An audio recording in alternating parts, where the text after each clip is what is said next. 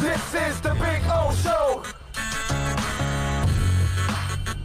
This is the Big O Show.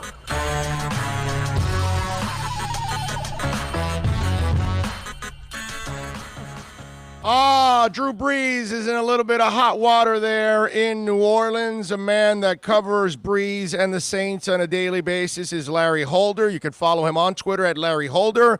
More importantly, you can catch his work at The Athletic. They're giving you 90 days free right now, so you can sign up and check out all the coverage locally, wherever you live, or nationally. They cover it all. Larry, kind enough to join us now. Larry, good morning, my friend. How are you doing? I'm doing fine. How are you, Big O? Good talking to you again. It's always good to have you on, my brother. So, first of all, when you see this story break, as the beat writer, what went through your mind right away? Look, I knew that there would be backlash. I did not realize there would be this much backlash. But look, as the day went on and the message was received by his own teammates, I think he knew that he definitely messed up and needs to not just say it publicly that he apologizes for his mentality, but he needs to sit back and learn and understand what's going on, why. Yeah. Some of his teammates are fighting so hard to battle social injustice and police brutality and this, that, and the other. And like I'm telling you, I've talked with a lot of people, even some former players around the league, and they have never seen anything like this, where teammates have publicly turned on someone of the stature of Drew Brees. And this is something that like he's facing up to it now. He's going to face up to it for a while, and but this is something that he's going to have to face up to for quite some time. There's no question. Yeah, but the problem I have with this now, Larry, is we're starting to paint some picture here that's just not accurate of this guy. This is a good dude. He had a terrible point of view. He didn't have an understanding of a group of people that are fighting for a very important cause that we all need to fight with them for this cause. So, yeah, he mishandled that situation, but we're almost at a point where people are making it sound like he's some kind of, racist or something, and he's against black people. And I just think he had a strong conviction about something. He had the wrong conviction because he did not take other people's emotions into account or their sacrifices. So I think he mishandled, he misjudged it, but I think we're going to an extreme on Brees, and that's the part that I find a little disturbing, because I think we've seen enough of this guy to know that he's not, he doesn't have a bad heart. There's nothing, that guy's not cut from that cloth at all. You know what I'm saying? No, exactly. I do think that he's genuine in all of his thoughts and everything that he said. And look, he's apologized publicly twice. He's apologized internally to his teammates. And look, some of the most vocal people in the NFL are a couple of his teammates in Demario Davis and Malcolm Jenkins. And I think that now, do I think some people in the locker room are maybe not going to look at him the same way? Probably still, but I do think that people will, at least internally, will understand the Drew Brees that they've played with a long time, and this sort of thing, and the fact that Demario Davis, someone who has been really out in front of this and really active in the community, and saying that Drew Brees, the way he admitted that he was wrong and wants to learn this, that, and the other, that it shows form of true leadership. And so if someone like Demario Davis is going to say that, look, we even got word randomly from Shaquille O'Neal last night, who was on the Zoom call with the team meeting, and said Malcolm Jenkins was one of the first ones to accept his apology, but they want to see more, and Drew understands that. And look, as hard as Drew Brees works and does this, that, and the other, does a lot of things really well in the community, and has done that so for years and years and years. look, I think he's going to be determined to learn and stand with his brothers, like his teammates. Right. And so I do think that he is genuine and all that. But I will say this though, I think he's going to have a hard time. Players that don't really know him, players outside of the locker room, on other teams that don't know him. I think there's going to be mistrust. Like he's not going to convince them. Yeah. So I think that's something he's going to have to face. Yeah, and Larry, the thing that I like about this situation here is Drew's not a talk guy. He's going to follow it up with actions, and I'm looking forward to seeing his actions because I think he's smart enough to realize now the optics of everything, and that talking is one thing, and since he's always been about acting. When you talk about being a social activist as it is for that New Orleans community, I expect him to do something now to follow this up. And I'm interested to see because he knows now he's got to win some people over, which is, by the way, still kind of twisted when we're talking about a guy like this that has meant so much to that area and meant so much after Katrina and everything. I just have a hard time. I just, Larry, I have a hard time. I can disagree with the guy and I can tell him he's wrong, but I can't.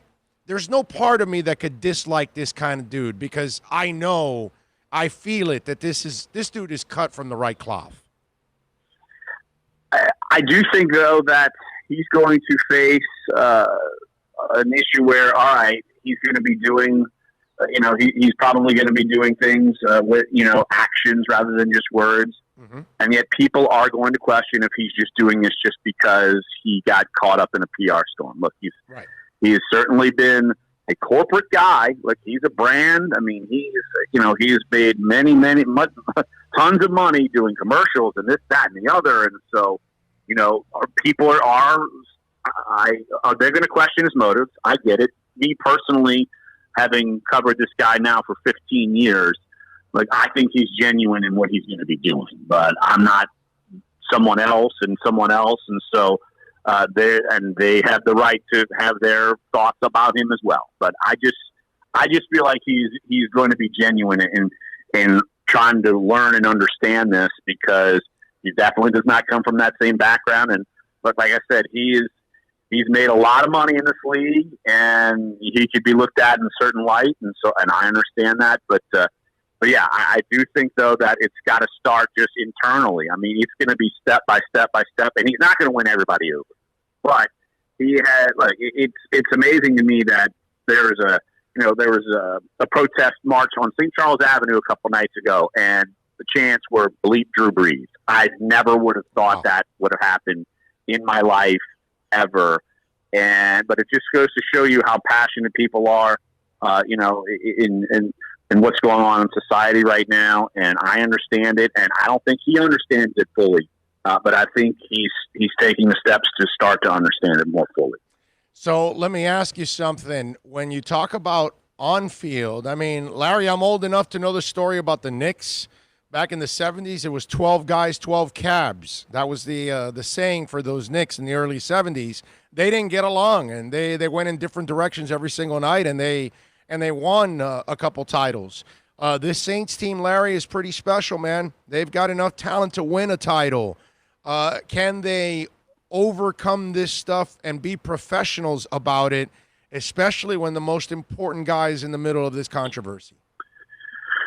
I think the fact that this happened in early June gives them time to kind of mold and this, that, and the other. If this were to happen in week 3, this would have been, it could have torpedoed the whole season. Like, I do think that the timing of this gives them enough time to deal with this. I think Sean Payton is probably the perfect coach in the NFL to be able to navigate this because he relates well to players and social issues and things like that. But I'm sure there's going to be people who are thinking, all right, this is Drew. Well, let's hope this is Drew Brees' last year, and then you can get past this. Because, there's a lot of thinking that would be the way it is anyway. When last time we talked about Jameis Winston and Taysom Hill.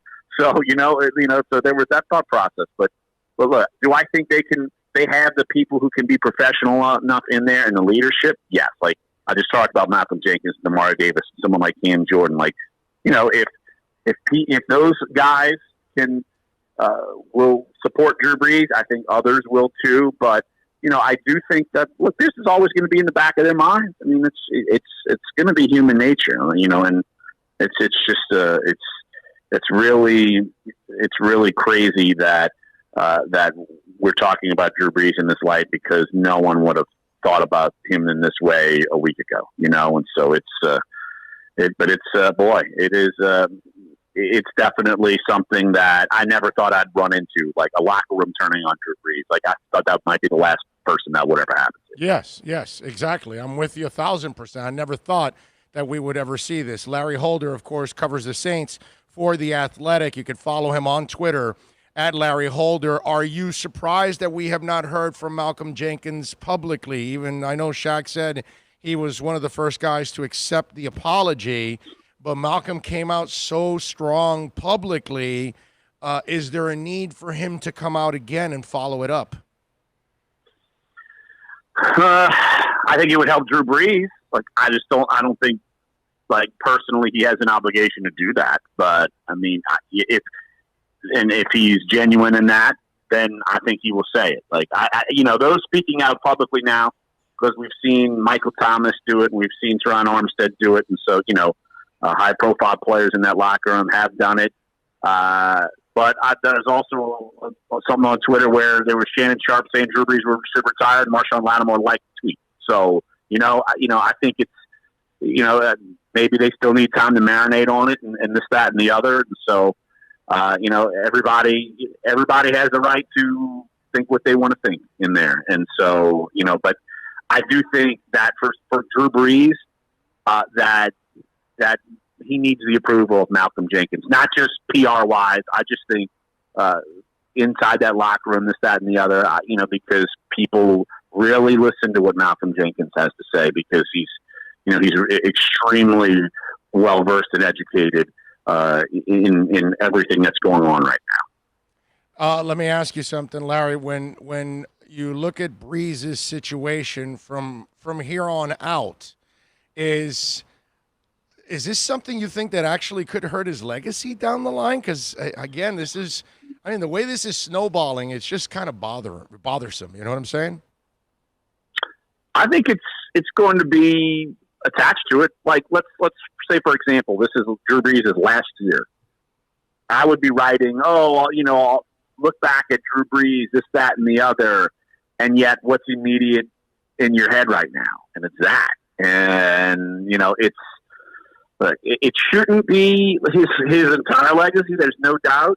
Will it be mentioned, though? Say if there's a documentary on Brees, like, this will be mentioned, and I do think part of it is that his stance was this way when Colin Kaepernick was originally doing this a few years ago.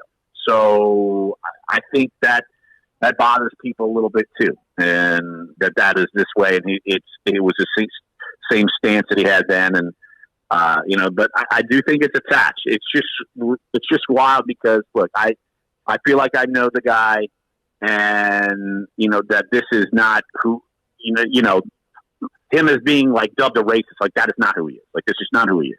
I think his stance was wrong, and obviously a lot of people have too, and yet I hope for his sake it's not attached to him, but it wouldn't be surprised to me if this is mentioned in any sort of little explanation of him when you hear about Drew Brees and he's gone, and people might still think about it. One more thing before I let you go. Larry Holder, of course, Saints writer for The Athletic. The picture of him kneeling, that's been a sore spot too, because you say one thing, but you have kneeled. And so how's that controversy worked out there? Well, look, he kneeled before the flag came out and before the national anthem was played. Like, that was a calculated thing that I'm sure they can, when all that was going on, I'm sure he agreed to do it if that was the way they did it. And look, that's how much stroke he has in the locker room before, and people respected that. And so, so he wanted to take a stand with that, but he wanted to do it in a certain way, not with so that's so that's how that was done back when all that movement in the NFL was really prevalent. So, that's his way of, look, I want to fight the fight with you guys, but I want to do it a certain way. And, so it's, but it's not the same. It's a little bit different climate today than it was a few years ago, for sure. Amen. Amen. Follow him on Twitter at Larry Holder and catch his work there at The Athletic. And at this moment, they don't even have to pay to actually, but paying, by the way, is like $4 a month, which is a joke. But right now, you guys are offering like 90 days, right? People can get 90 days, right? Yeah, well, you can jump on, and then look. We've been writing great perspective on everything involving sports outside of the games, and we're going to come back when the games are certainly strong and keep doing incredible journalism over at The Athletic. No doubt. The Athletic is kicking ass, and so is Larry Holder. Larry, thank you for taking some time. You're an absolute stud, my man.